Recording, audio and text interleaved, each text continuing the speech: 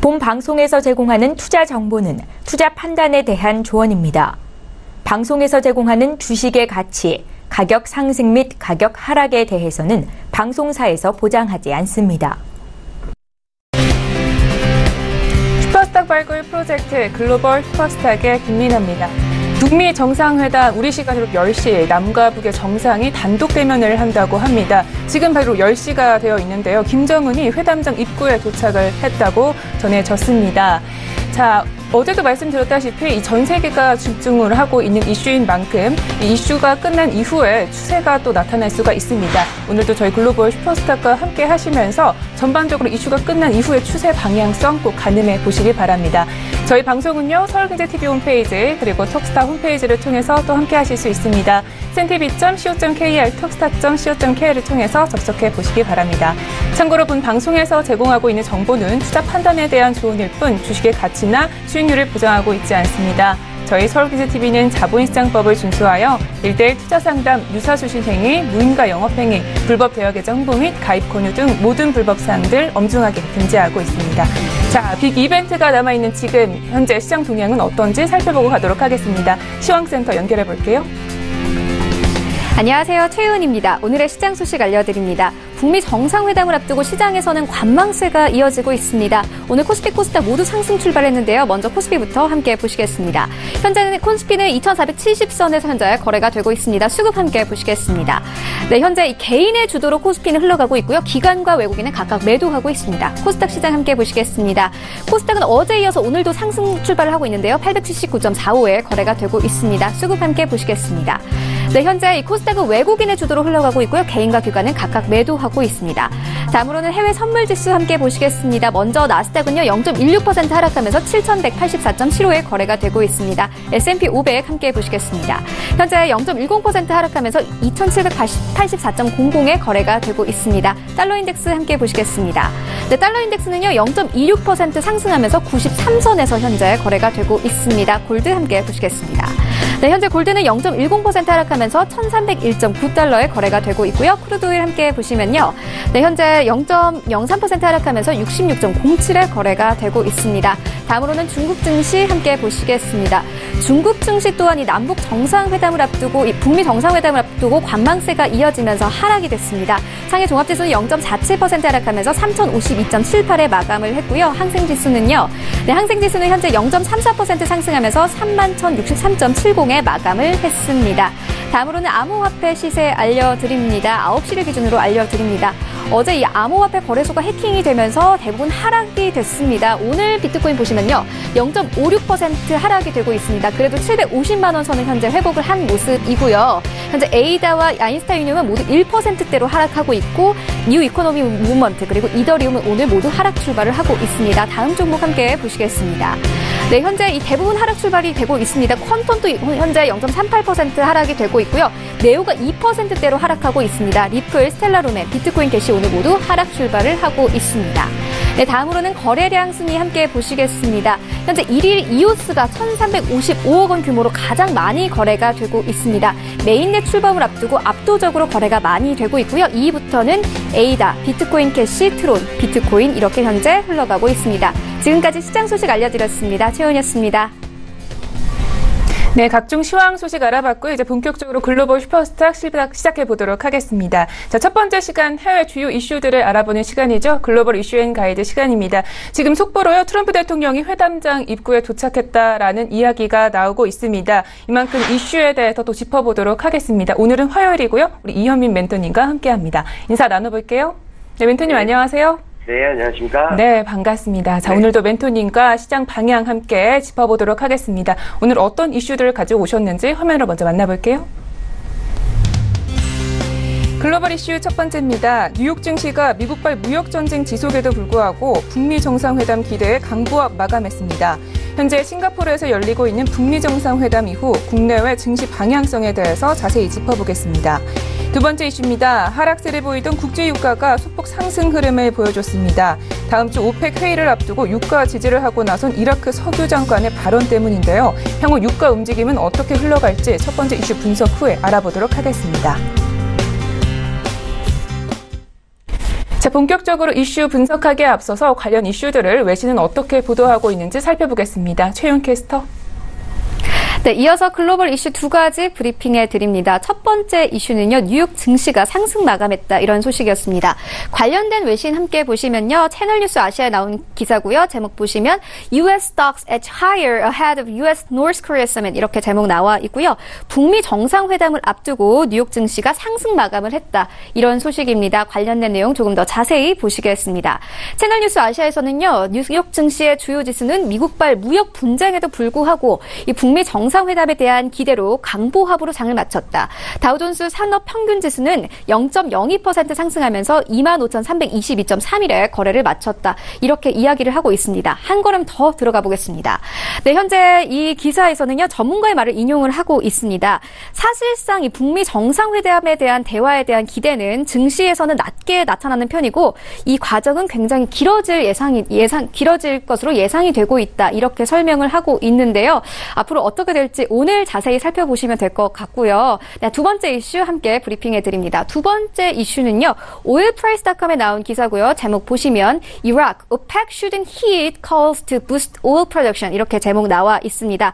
오펙은 증산에 압박받지 말아야 한다, 이렇게 제목을 달고 있는데요. 관련된 내용 조금 더 자세히 보시겠습니다.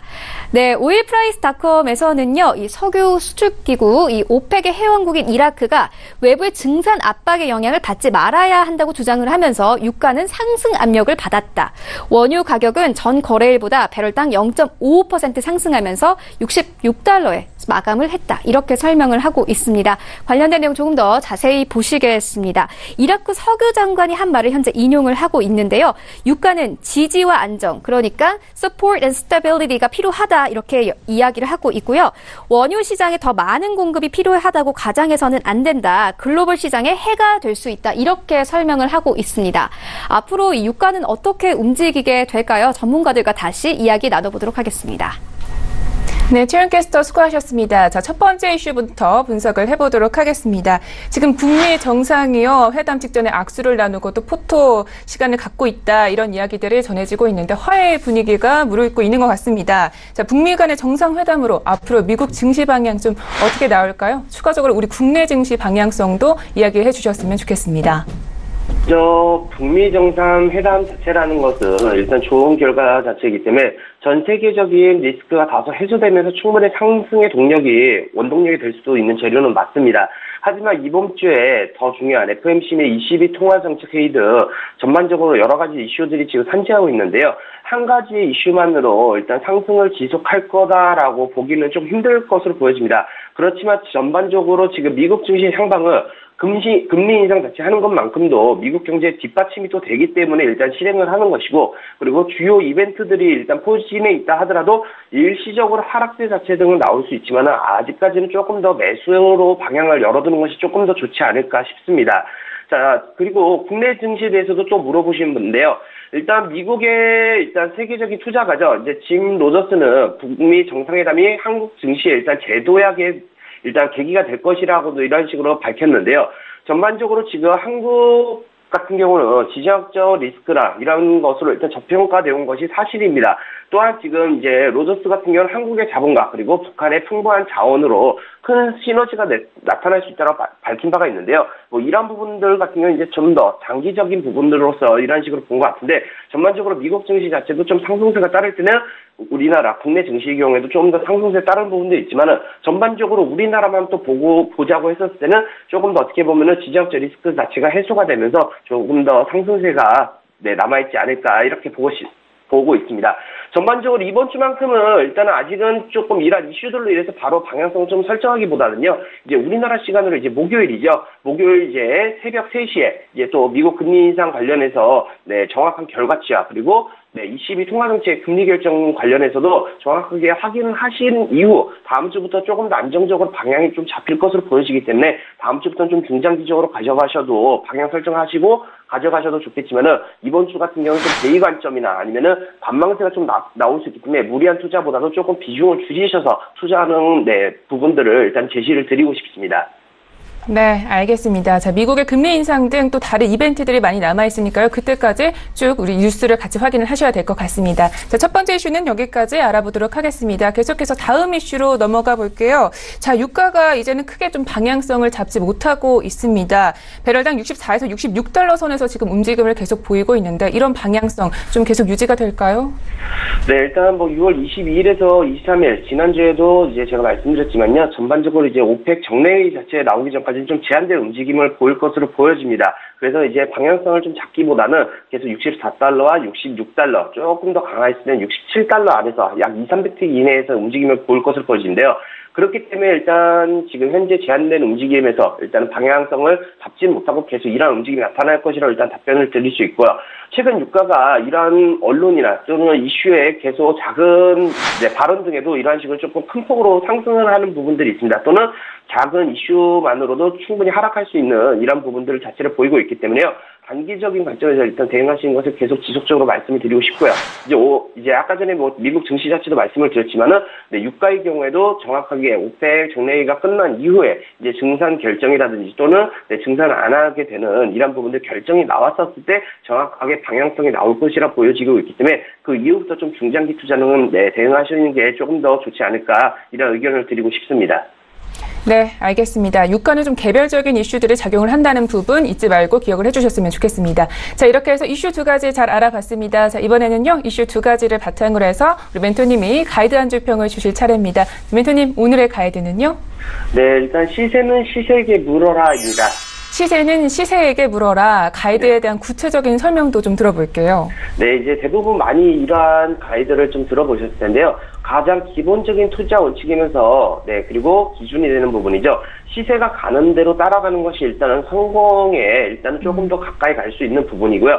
투자를 하다 보면 너무 하락했으니 또는 너무 상승했으니라는 개인적인 생각을 반영을 하면서 우리가 흐름을 타지 못하고 반대로 매매를 하는 경우가 있습니다. 그렇기 때문에 이러한 흐름에 맞게 대응하는 것이 좋다라는 부분을 가이드로서 제시드립니다. 네, 알겠습니다.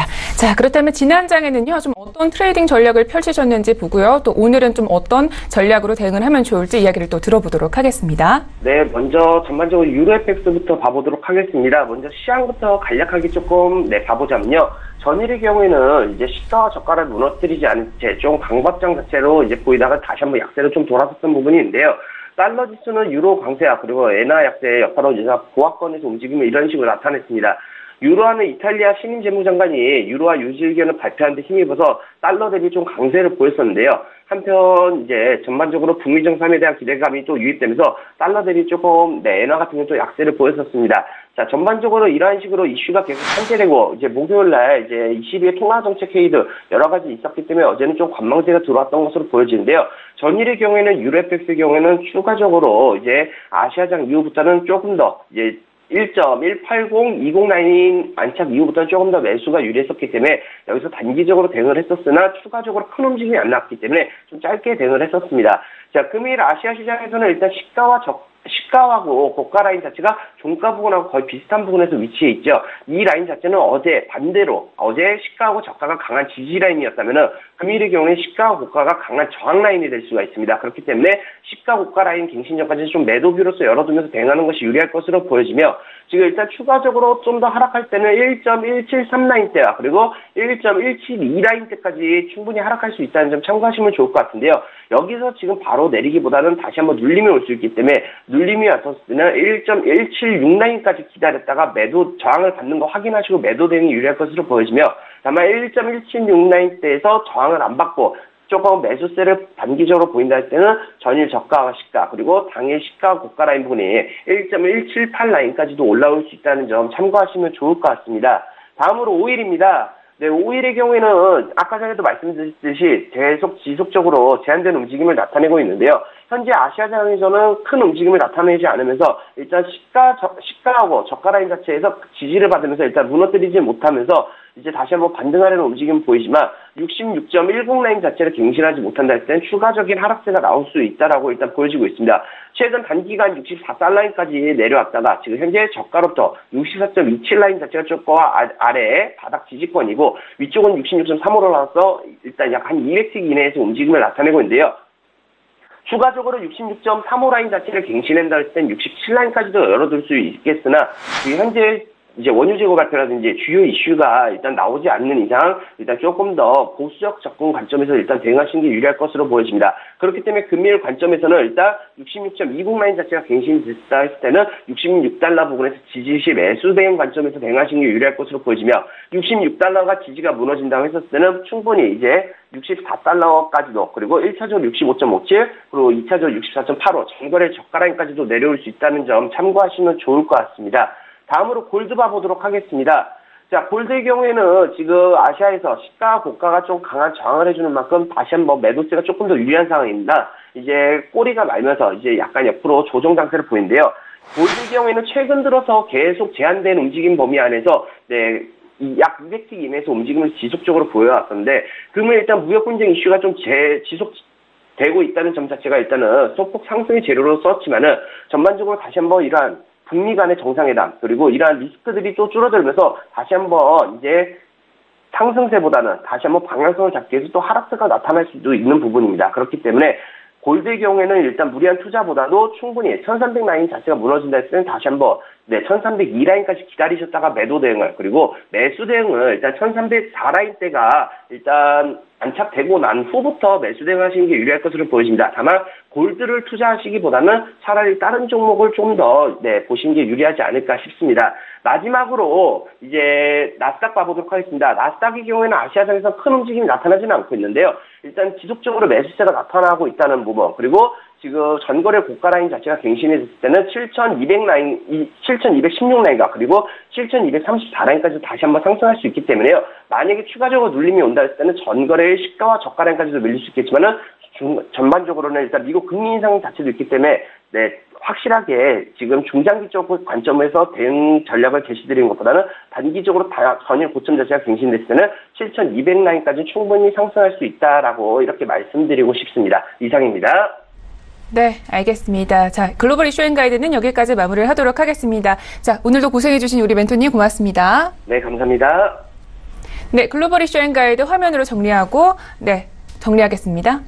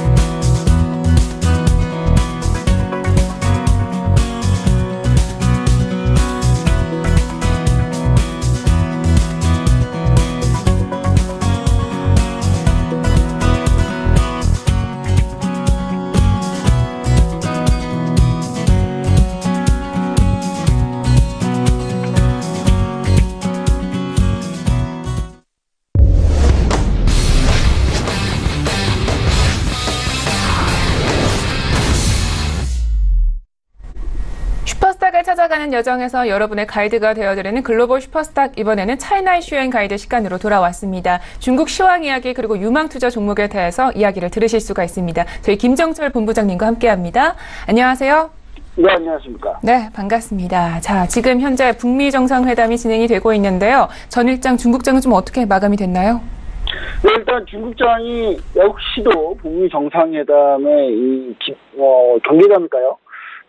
잘 될 거로 보고 있습니다만은 그래도 이제 혹시나 하는 마음에 좀 지켜보는 그런 흐름으로 상해종합 중심은 이제 약보합 정도에서 크게 하락 정도로 기록했는데 일단은 증시에 약간 힘은 없습니다. 지금 이제 상해종합 차트를 지금 밑에 보여드리고 있는데요.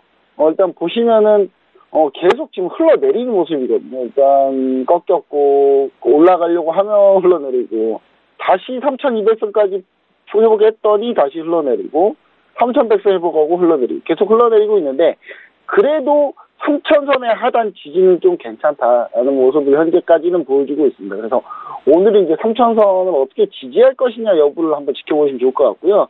선전 성분지수 같은 경우는 0.30% 약법 하락했는데 선전 성분지수가 어느 정도 좀 선방을 했고요. 창업한 지수가 사실 폭락을 했습니다. 폭락을 했는데 1.34% 하락했지만 원래는 더 크게 하락했는데 어제 상장된 CATL 때문에 겨우 버텼다. 이렇게 보시면 좋을 것 같습니다. 주 이벤트 앞두고 시장이 좀 방향을 잡지 못한 모습이고요. 지금 이제 앞으로 이벤트가 많이 있지 않습니까? 그래서 경계감이 좀 많다. FMC 회의까지도 있으니까요. 철강업종이 좀 급등했고 금융 처신주들이 좀 상승했고요. 나머지 이제 의료기기, 제약바이오, 식품, 석유 등 이런 게 다 폭락을 했습니다. 윈더스다이라고 이제 CATL이 상장해서 이제 그 명이 이제 윈더스다이거든요. 윈더스다이가 어제 상장을 했는데 창업한 지수에서 이제 편입돼서 종목이 이제 올라갔는데 44% 역시 상한가까지 급등했던 그런 모습을 좀 보여줬습니다.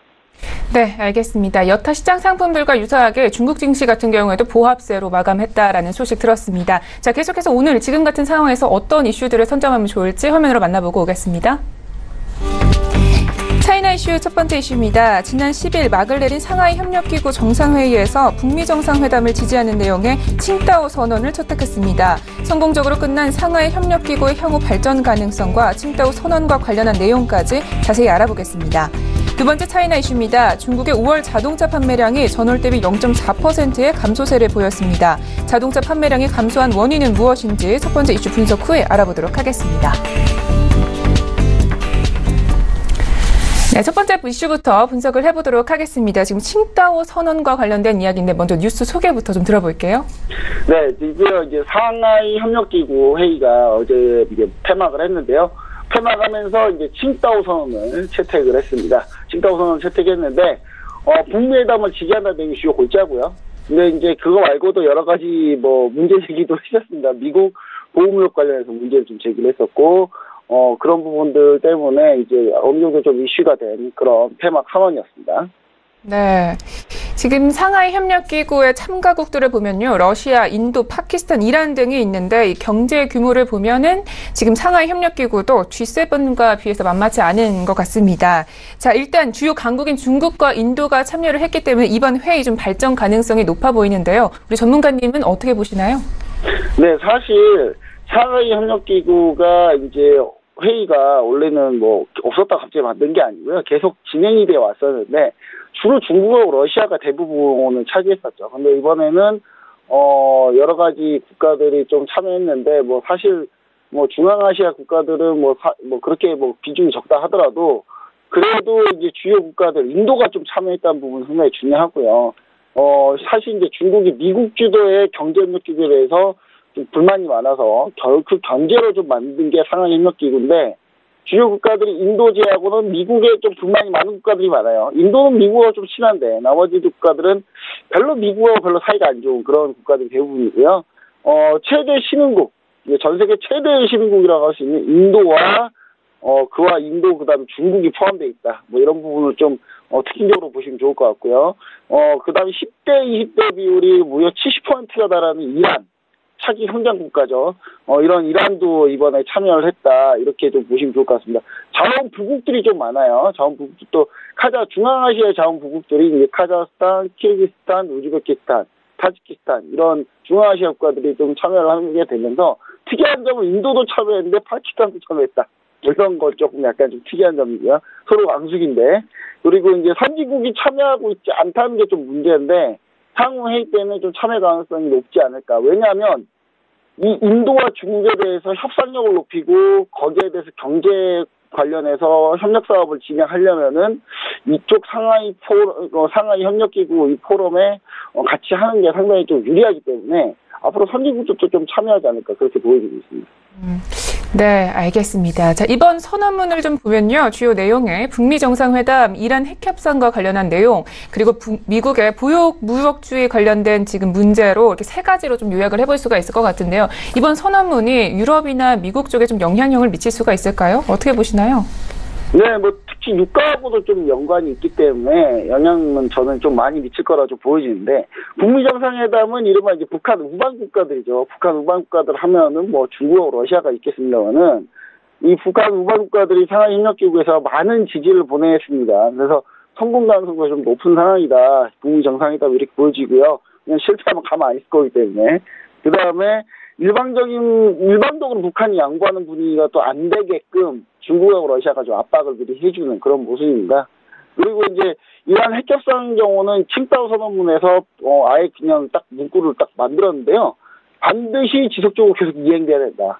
미국이 핵협상 탈퇴하는 거 상관없이 나머지 국가들이 잘 이행해야 된다라고 그렇게 좀 얘기를 했고요.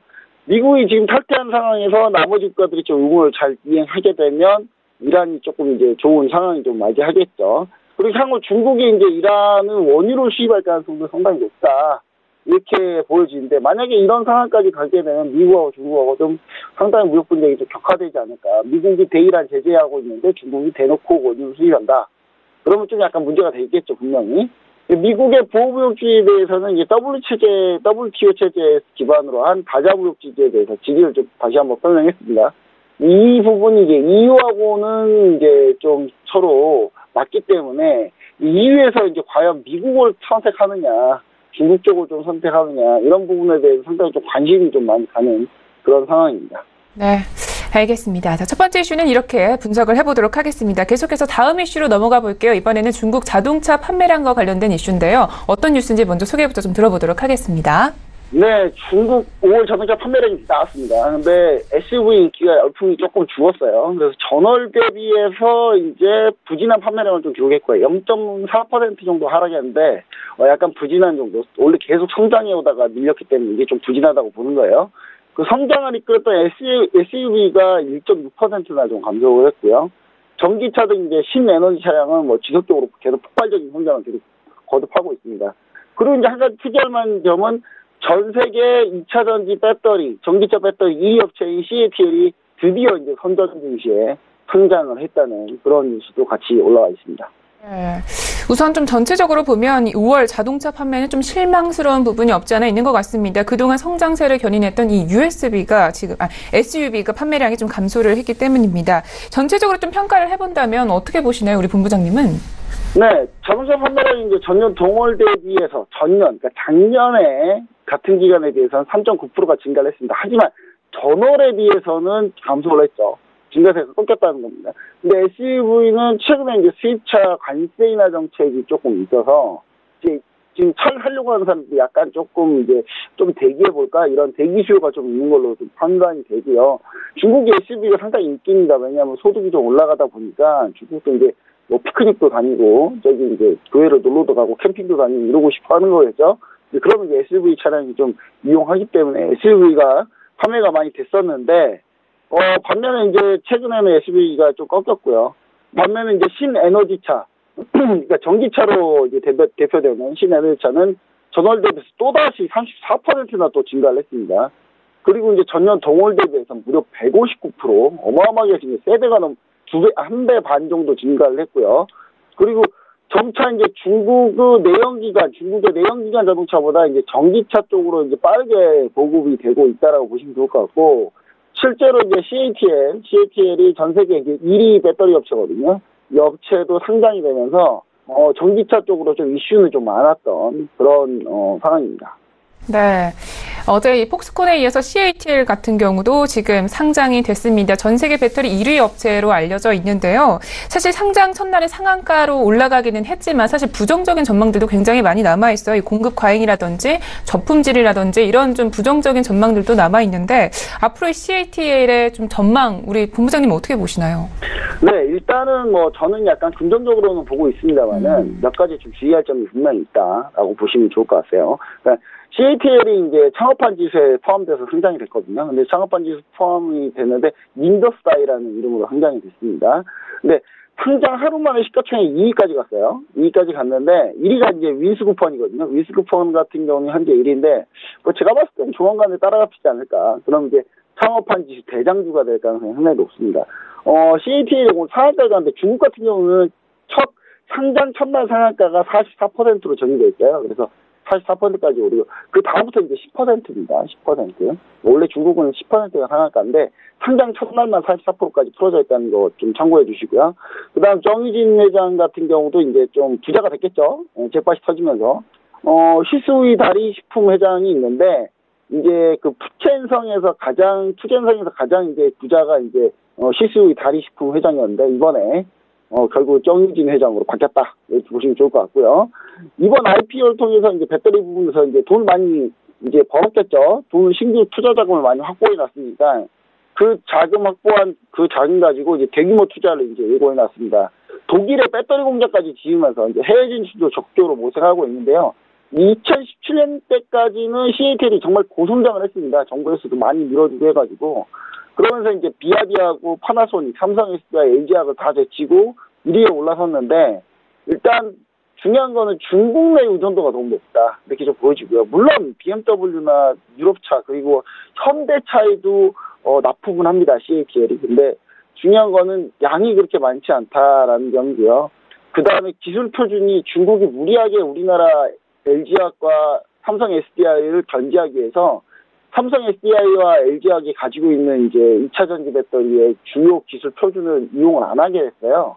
그러니까 억지로 그쪽을 배제했거든요. 그랬더니 이게 기술 표준이 별로 안 좋아요. 전기차가 상당히 중요한 부분이 이제 발열, 그 다음에 폭발 위험성인데, CATL이 가지고 있는 기술력이 좀, 중국 정부가 너무 이제 LG화학과 삼성 SDI를 너무 견제하다 보니까, 결국 지금 스스로 발등을 찍는 꼴이 됐는데, 지금 이제 그런 부분 때문에 기술 조정이 좀 필요한 상황입니다. 그리고 한활령 해지가 되면은 사실상 LG화학과 삼성 SDI 배터리가 상당히 좀 품질은 우수하거든요. 그러니까 그런 부분을 과연 경쟁에서 이겨낼 수 있느냐. 사실 CATL 정의진 회장은 항상 어떤 얘기를 하냐면 LG화학과 삼성 SDI가 자신들보다 품질이 훨씬 뛰어나다는 걸 항상 인정하고 있습니다. 인정하고 있기 때문에 그런 부분에 대해서 본인이 이제 어떻게 전략을 짜서 대처를 할지 그 부분에 좀 우리가 관심을 기울이고 지켜보였으면 좋겠습니다. 네, 알겠습니다. 상장 하루 만에 지금 시가총액 2위에 등극했다라는 소식을 전해보니까 전기차 배터리의 규모 좀 가늠해 볼 수 있을 것 같습니다. 자, 이슈는 여기까지 정리를 해보도록 하겠습니다. 자, 이번에는요, 우리 시장에 잘 대응하기 위해서 멘토님이 가이드 한 줄 평을 주실 차례입니다. 네, 멘토님, 오늘의 가이드는요? 네, 미국에 대한 반발로 점점 자유무역이 나오고 있는 중국. 자유무역으로 나오고 있는 중국. 네, 가이드에 대한 설명 들어보면요.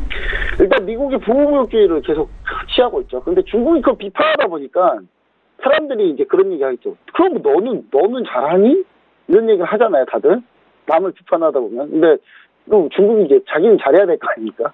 그러다 보니까 자꾸 이제 자유무역을 이제 외치게 되고 그러면서 규제를 풀게 돼요. 지금 SUV가 이제 미국 자동차 판매 보면 SUV가 조금 판매량이 줄었던 이유가 뭐냐면 수입차 관세를 좀 철폐하게 되면서 이런 부분이 이제 좀 중국의 이제 그 SUV 차량 판매량 감소가 있었는데 그만큼 수입차 관세를 좀 줄여주려고 하고 있거든요.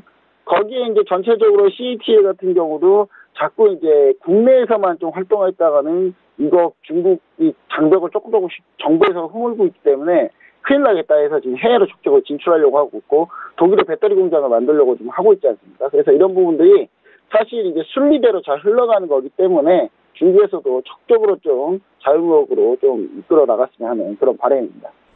네, 알겠습니다. 오늘의 좋은 말씀 잘 들어봤습니다. 자, 이번에는요, 투자 종목에 대해서 소개를 들어보는 시간인데요. 오늘은 또 리뷰 시간을 갖겠다고 하셨습니다. 자, 오늘 리뷰해 주실 종목 어떤 종목인가요? 예, 오늘 리뷰는 중국 국제항공입니다. 중국 네. 국제항공. 최근에 유명합니다, 이 회사. 왜 유명하냐면, 김정은 국방위원장이, 김정은 위원장이 지금 중국 국제항공 비행기를 타고 지금 싱가포르로 갔었어요. 예, 중국 국제항공은 중국의 3대 항공사긴 하지만 유일하게 중국 오송기를 표시한 국적기 항공사입니다. 그래서 상당히 중국에서 차지하는 역할이 상당히 중요하다. 뭐 이렇게 좀 볼 수가 있겠고요. 그리고 중국 지도부들이 이제 상당히 많이 탄다. 뭐 이거 최근 뉴스를 봐서 다들 아시잖아요. 예, 그리고 이제 중국 김정은 위원장이 바로 이 중국 국제항공 비행기를 타고 갔던 모습을 좀 볼 수 있겠고, 전체 이제 자석 점유율이 계속적으로 상승하고 있고요. 여객기를 추가 도입하면서 이제 규모 경제로 갈 가능성이 상당히 높습니다. 근데 전체 2018년 1분기 여객 수송률이 조금 소폭 하락했는데, 반면에 항공화물은 상당히 많이 늘었어요. 그래서 9.81%나 증가했기 때문에 추가적으로 추정이 가능하다 이렇게 보여지고요. 달러 상승에도 유가가 좀 반락을 하면서 위안화가 만약에 평가 절상이 되면, 위안화가 올라가게 되면, 가치가 올라가게 되면 중국 국제항공이 상당히 수혜를 받지 않을까. 지금 위안화 절상하려고 지금 계속 목표를 가고 있기 때문에, 지금 이제 간단하게 차트를 보시면은 중국 국제항공이 지난번에 얘기드렸듯이 이제 홍콩 증시에 상장되어 있는 종목인데, 사실 제가 추천하고 나서는 조금 소폭 밀렸다가 다시 올라갔습니다. 다행히 손절가는 깨지는 않았는데, 이때 이 하락한 이 부분, 이때 이 상황, 이때 하락했을 때가 사실은 유가가 급등했을 때예요. 유가가 급등했을 때 해가지고 원가 부담 때문에 이제 하락을 했다가 다시 지금 올라오고 있죠. 지금 유가가 다시 소폭 하락을 하면서, 그러면서 이제 올라오고 있는데, 최근에 제가 봤을 때 이 추세적인 하락 흐름을 깨고 올라가는 흐름이 다시 나올 거다라고 보여지고요. 그렇게 되게 되면, 제가 봤을 때는, 10.00 홍콩 달러를 돌파하게 되면, 그때 한번 매수를 돌파 매수입니다, 이거는. 돌파 매수 기법이기 때문에 그때 한번 노려보시고, 손절가는 8.900 라인, 요 라인입니다. 요 라인 이탈하게 되면, 전저점 라인 완전 이탈하게 되면, 그때 손절 잡아주시고요. 1,500가는 이쪽 윗 라인 부분, 현재 지금 전고점 라인 부분이고요.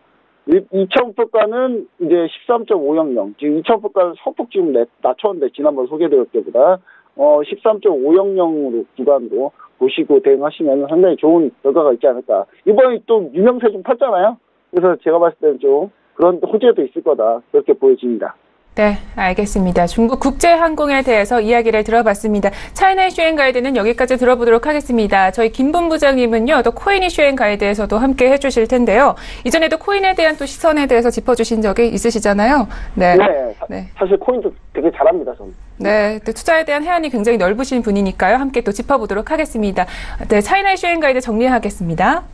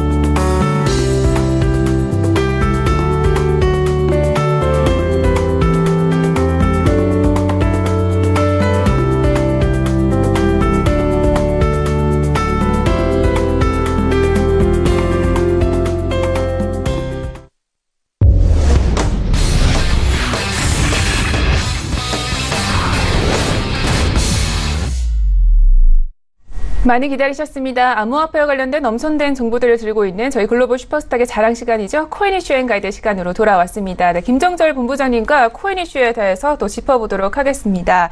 자, 암호화폐에 대해서 어떻게 보시는지 항상 궁금했는데요. 또 어떤 이슈들을 가지고 오셨는지 화면으로 만나볼게요. 첫 번째 코인 이슈입니다. 지난 10일 해킹 공격을 받은 국내 암호화폐 거래소 코인레일의 피해가 날로 커지고 있습니다. 이번 코인레일 해킹 피해에 대한 심층 분석 잠시 후에 심도 있게 다뤄보도록 하겠습니다. 두 번째 이슈입니다. 마스터카드가 퍼블릭 블록체인을 활용한 결제 관련 시스템을 특허 출원했습니다. 이에 따라 앞으로 신용카드 업계에는 어떤 새바람이 불게 될지 좀 더 지켜봐야겠습니다. 자, 코인레일에 대해서 본격적으로 분석을 해볼 텐데요. 우선 어떤 뉴스인지 먼저 소개부터 좀 들어보도록 하겠습니다. 네, 이제 어제 소개를 해드렸다고 하는데요. 일단 이 부분 이제 코인레일 같은 경우 해킹을 당했죠. 해킹을 당하면서 이제 보유한 이제 개인키가 해킹을 당했고요. 지금 암호화폐 지갑 중에 이제 인터넷상으로 연결되어 있는 그런 지갑을 이제 핫 월렛이라고 하는데 그 핫 월렛에 있던 게 이제 대부분 이제 좀 유출이 된 걸로 토큰이 유출된 걸로 좀 보여지고 팬덱스 그다음 엠퍼, 에스톤 이제 주로 이더리움 기반으로 된 토큰들이 많이 이제 좀 유출이 됐죠. 그 유출이 됐기 때문에 제가 봤을 때 이런 부분들에 대해서 좀 향후에 어떻게 될 것인가. 최근에 유출 피해가 났을 때 이제 보상이나 그런 부분들이 좀 제대로 좀 제도화돼 있지 않아서 이런 부분들이 자꾸 문제가 되고 있는데 설고 외양간이라도 좀 고쳤으면 하는 그런 바람의 그런 뉴스가 지금 현재 나와 있습니다. 네. 좀 안타깝게도 지금 피해 규모는요, 조사가 진행되면서 좀 더 늘어날 걸로 보이고 있는데요. 지금 도난당한 이 자본금 회수 가능성은 있는 걸까요? 일단 회수 가능성에 대해서 한번 우리가 좀 따지고 봐야 될 텐데요. 원래는 이제 이 회사가 어느 정도에 대한 회사인지는 부분을 좀 우리가 좀 확인해보면 알 수가 있겠는데요. 코인레일 같은 경우가 이제 자본금이 그렇게 큰 회사가 아닙니다. 큰 회사가 아니고 대부분의 중소거래소들이 자본금이 큰 회사가 없죠. 그리고 한국 이제 우리나라에 이제 암호화폐 거래소 협회에 등록돼 있거나 그러지도 않은 상태이기 때문에 그런 부분들에 대해서 조금 우리 우려를 하고 있는 거거든요. 이제 중요한 이제 유빅 같은 경우가 해킹으로 170억 정도 도난 폐해를 당했는데 보상은 30억밖에 안 됐고 이 보상도 사실 뭐 제대로 이루어지지 않은 상태입니다. 지금 보험사고 소송 중이에요. 네, 그런 거기 때문에 지금 공식적으로 확인해 준 게 이제 팬덱스, 에스톤, 엠퍼 이외에도 뭐 트론, 지브렐, 그다음에 뭐 카이버, 스톰 등 이제 유출이 얼마나 되는지 지금 확인 과정에 있는 거죠. 확인 과정에 있기 때문에 뭐 거래 동결 자체도 지금 현재 불가능한 상태고요. 그 다음에 카이버하고 덴트 같은 경우는 유출 물량에 따라서 이제 회수 가능성이 좀 그렇게 높지는 않은 그런 상황이기 때문에 상당히 좀 우려는 많이 되고 있습니다. 그래서 이제 코인레일 측에서는 이제 엠퍼코인이 유출한 뒤에 엠퍼팀의 협조를 통해서 뭐 바로 동결을 했고, 그 다음 뭐 회수받기도 했고, 뭐 그런 내용들이 현재 나와 있습니다만은 제가 봤을 때는 이 부분은 확인해봐야 한다, 우리가. 왜냐하면 장부거래이기 때문에 장부거래라는 부분을 우리가 좀 따지고 봤을 때는 상당히 좀 우리가 마지막 실명도까지 좀 확인해봐야 되거든요. 이제 코인레일 쪽에서는 3분의 2가량 회수했다고 완료했는데, 하지만 이제 나머지 이제 암호화폐도 어느 정도 조금 이제 시간을 좀 지켜봐야 되지 않나. 뭐 이런 상황이고요. 중요한 부분은 이제 도덕적으로 조금 문제가 된다고 계속 지금 논란이 되고 있는 부분은 뭐냐면, 코인레일이 일주일 전에 갑자기 약관을 바꿨습니다. 그러니까 제3자가 불법적으로 회사 서버에 접속해서 이제 해킹을 얘기하는 거겠죠. 발생한 손해 같은 경우는 배상하지 않는다. 그러니까 고의로 회사가 고의로 하거나 회사가 최대한 노력을 했는데 뭐 억지로 노력을 덜 했다거나 이런 거를 입증을 이제 본인이 하는 게 아니라 이제 고객들이 해야 되는 거예요. 피해를 당한. 그래서 입증을 해주지 않으면 우리는 피해를 보상하지 않는다라는 이제 조항으로 바꿔버리면서 논란이 되고 있는데, 지금 공정위에서는 이 부분에 대해서 책임져야 된다는 입장이고요. 근데 다만 공정위가 책임져야 된다는 부분이 과연 이제 그쪽에서 네 알겠습니다 하면서 책임져 줄지가 문제거든요. 제가 봤을 때는 법정 다툼까지 갈 가능성이 상당히 높다, 이렇게 좀 보여지고 있습니다. 네.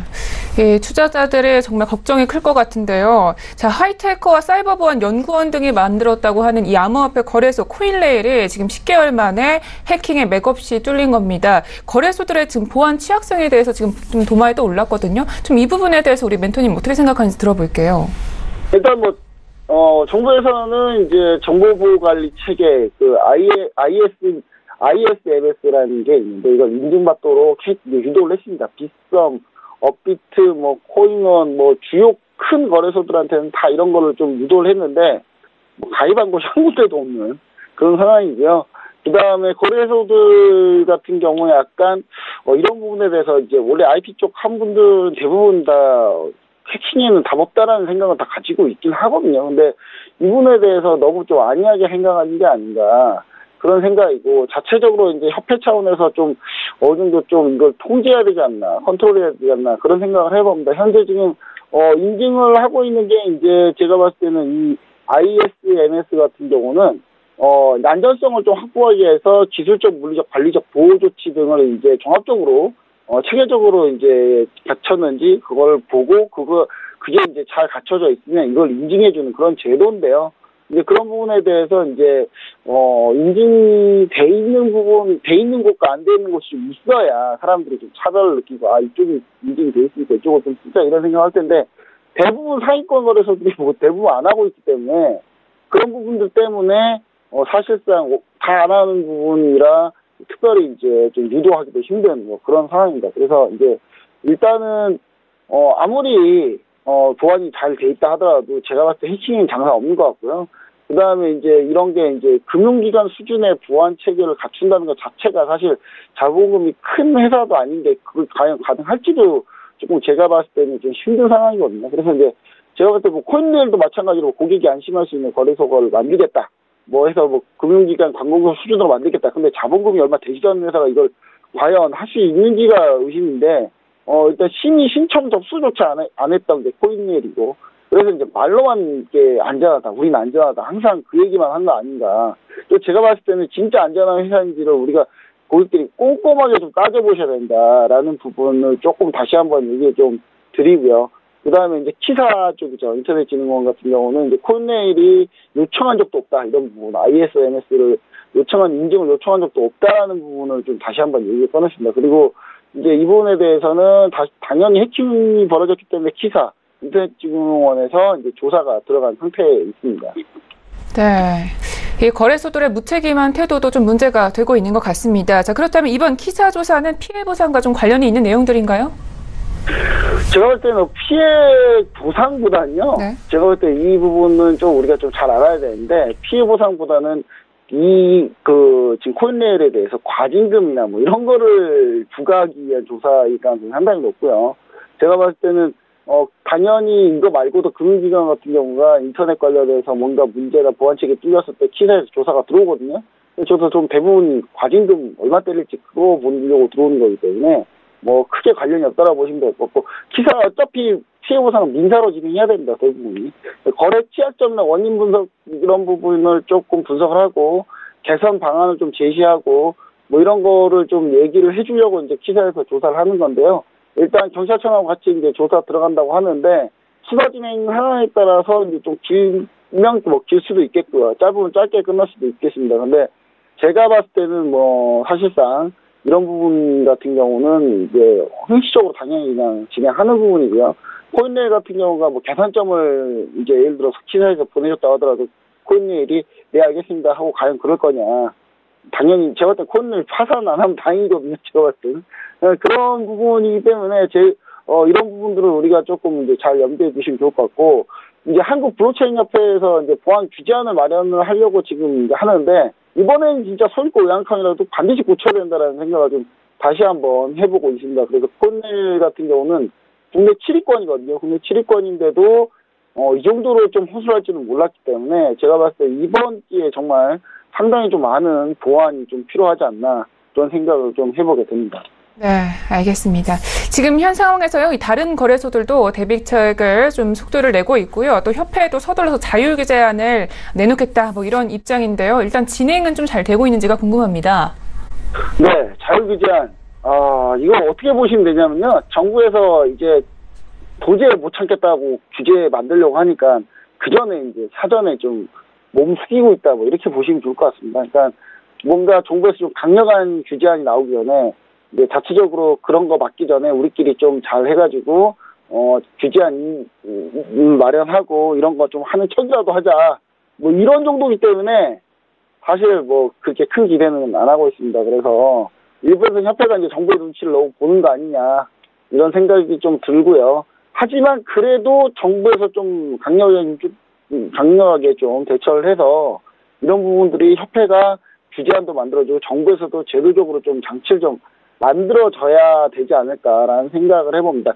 이제 어떤 상황이냐면요, 워낙에 이 해킹 사례가 많기 때문에 이제는 이제 비트코인 시세나 뭐 이런 것도 별로 꿈쩍도 안 해요. 이더리움 기반으로 이번에 이더리움 기반 코인으로 해킹당했는데 이더리움이 지금 현재 상승 중이거든요. 이런 부분에 대해서 뭐 이제 너무 비일비재하기 때문에 꼼짝도 안 하고 있다. 뭐 이런 부분도 좀 우리가 좀 생각을 좀 해보시면 좋을 것 같습니다. 네, 알겠습니다. 자, 하루빨리 가이드라인이 나왔으면 좋겠습니다. 코인 이슈앤 가이드는 오늘 여기까지 하도록 하겠습니다. 오늘 고생해주신 멘토님 고맙습니다. 네, 감사합니다. 네, 오늘도 저희 글로벌 슈퍼스탁은 해외 선물과 중국 주식 그리고 암호화폐까지 전 세계를 대상으로 유망 투자 종목 발굴하기 위해서 열심히 달려왔습니다. 저희 프로그램은요, 서울경제TV 홈페이지 그리고 톡스타 홈페이지를 통해서 또 깊이 있는 정보 받아가실 수가 있습니다. centv.co.kr, 톡스타.co.kr을 통해서 접속해 보시기 바랍니다. 참고로 본 방송에서 제공하고 있는 정보는 투자 판단에 대한 조언일 뿐 주식의 가치나 수익률을 보장하고 있지 않다는 점 고지해 드립니다. 북미 정상회담 첫 만남이 분위기가 좋았다는 평이 굉장히 많습니다. 내일 의무를 또 수행을 하시면서 앞으로의 북미 행보 지켜보셨으면 좋겠습니다. 오늘도 함께해 주신 여러분 고맙습니다.